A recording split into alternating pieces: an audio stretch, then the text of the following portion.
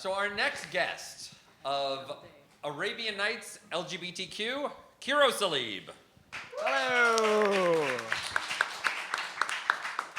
So for those who don't know what Arabian Nights LGBTQ is, please tell us. Absolutely. So Arabian Nights LGBTQ is a not-for-profit organization. We do host a fundraiser every month, actually. Yesterday we just had our Pride Edition one, and it went very well. It was amazing. And you're awake today. Yes, somewhat. Thank God for coffee. So part of the proceeds actually do go into helping a lot of the refugees that come in, how to integrate within the LGBTQ community, how to accept their faith and their sexuality, HIV/AIDS education based on their faith, their traditions, their cultures. Me being Egyptian, I have my own background in regards to that, but here. So it inspired me to start Arabian Nights LGBTQ, and it became this big event that's doing very well, and I thank the community for the support on that. Cool. Now, I have to ask, just because there's so much going on politically around the issue of people from the Middle East. Yeah. Has it affected the queer Middle Eastern community any differently than, in terms of like the Syrian refugees or, the ban, the Trump travel ban, whatever he wants to call it? So it seems since the rise of Trump in presidency, racism has increased. Here within Toronto, I've had a few encounters recently myself. I mean, I've lived here pretty much all my life. I'm out and about, and then as soon as someone finds out what kind of event I have, they're like, "Oh, you're the guy who hosts the terrorist party." So it's like, people say that to you? Yeah. Yep, it's been happening, and it's getting worse. I got followed by the police recently into my condo when I've been living there for a long time. So it's becoming very weird, and it's becoming worse, not better. So Arabian Nights LGBTQ is meant to fight this and stand. I mean, even recently, again, when the whole vigil with the Orlando Pulse that happened recently, I was very grateful for it. But again, the Middle Eastern community is held in the back because of the person who committed the act. The transgender Middle Eastern community is always forgotten as well, even though there's a big number of them. So there seems to be, the Middle Eastern community is also scared. There is a fear to speak out. There is a fear of being exposed. So it goes from both ways. I mean, if we are confronted by the police, many will just go, okay, sorry, they'll just adhere instead of standing their ground and, standing firm on their rights as well. And now, what I find interesting about your story is that you're actually not Muslim. No, I'm not. You're a Coptic Christian? Coptic Orthodox is Okay. how I grew up, yes. Michael Fanous All over the here. Coptic Christians in the house! Well, actually, Michael Fanous and I grew up together in church, in Sunday school, not church really? streets. Yes, we've known each other for a very Wow, long what was in time. the water? That's exactly, it was the holy water. Oh, it was the holy water. So, do you find that anti-Muslim bias affects you, even though you are not Muslim? Oh, yes. Just again, recently I posted up on Facebook. I got asked if I'm celebrating Ramadan, and I said, no, I don't celebrate Ramadan. They said, oh, how could that be? You're not Muslim? I'm like, no, I'm Christian. Oh, how is it possible that you're Christian?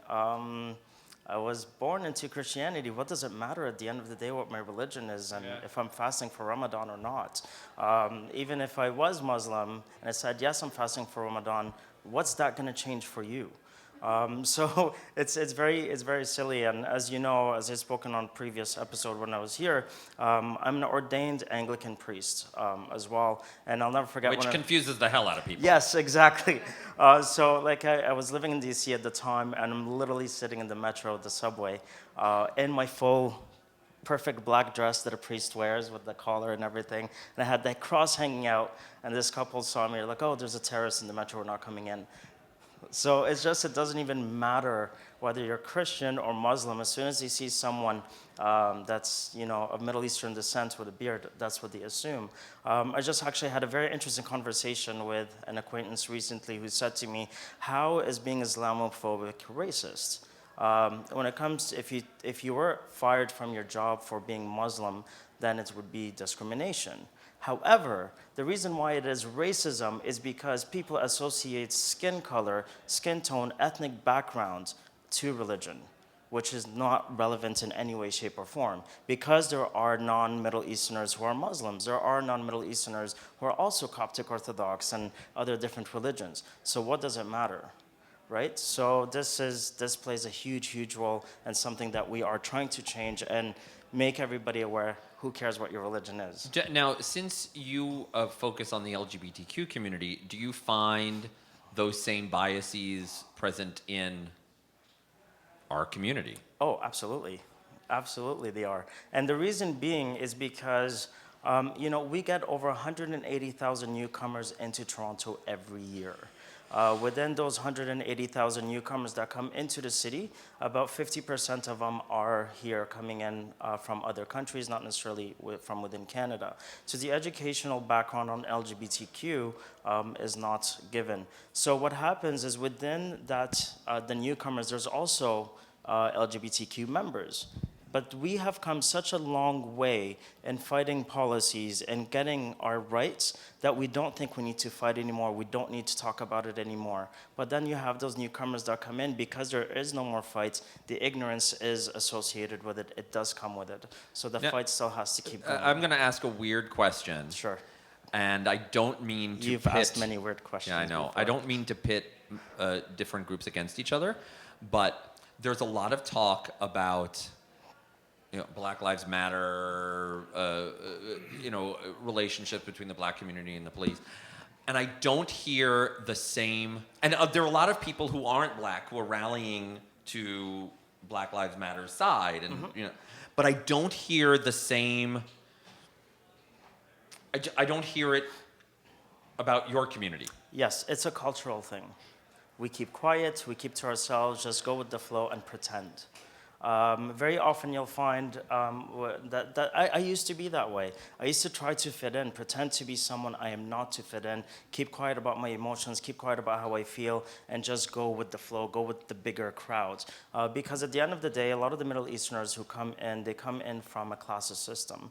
And that's still applicable in some behaviors because that's how they grew up, and for them it's normal. And because of that, they don't speak out. So I'm encouraging them. Arabian Nights is meant to encourage them to have a voice and to stand strong. It's going to take a lot of work. This hasn't been done before. There's been support groups, but everything is always done in quiet. So, this year I've made it a very strong opinion. A lot of people did not like the fact that I stood for Black Lives Matter and what they stood for, but that's because I had to take a look at the bigger picture of what works for the community, what needs to be done, we as Middle Easterners need to do together. I'm very proud to say Michael Fanouz, being another Middle Easterner, we grew up in a very suppressed community here in Canada where we were taught to stand up. So hopefully it will happen, but it's going to take a lot of time. It's new. It's fairly new. And your organization is helping on that front. If people want to contact or find out about the organization, where do they go online? Facebook. It's facebook.com/Arabian Nights, LGBTQ.com. The website is actually up on the picture over here as well. Instagram, AKLGBTQ, and So you could contact me through any of these and we'll be happy to answer. Come to the events as well, show your support. One thing I actually wanted to say that's been incredible development with the events is the amount of straight Middle Eastern people showing up. It's been incredibly humbling, an incredible experience to see. So the voices are being heard and the support is happening, the change is gonna happen. So cool. Thank you. So you're bringing gay and straight Middle Easterners together to see what happens. Isn't that how it should be? I like it. I like it. I know Fred kicked me off the panel, but I have a question. Sorry, thanks. It's very hard to be out here and not get to talk at all. No, was this the happiest moment of your life? Because you look like this is the happiest moment of your life. I love this picture so much. So those are my two favorite queens that started the whole thing with me. This was during the 1-year anniversary this February. And Ala, which is on my right, she's Palestinian. She's been incredible from day one. She's been my queen, or as I like to say in Arabic, tant, which translates to auntie, to aunt. It's what they call gay people in the Middle East, tant. So Yeah, they're- yeah, I bet, yeah. Yeah. And Jezebel, who's French-Canadian, did an incredible job of doing a lip sync to a very popular Middle Eastern song. So wow. they were there to celebrate the 1 year, and it was awesome. Yeah, it was very awesome to have them there. Thank you. Cool. Thank you. Thank you, guys. Thank you.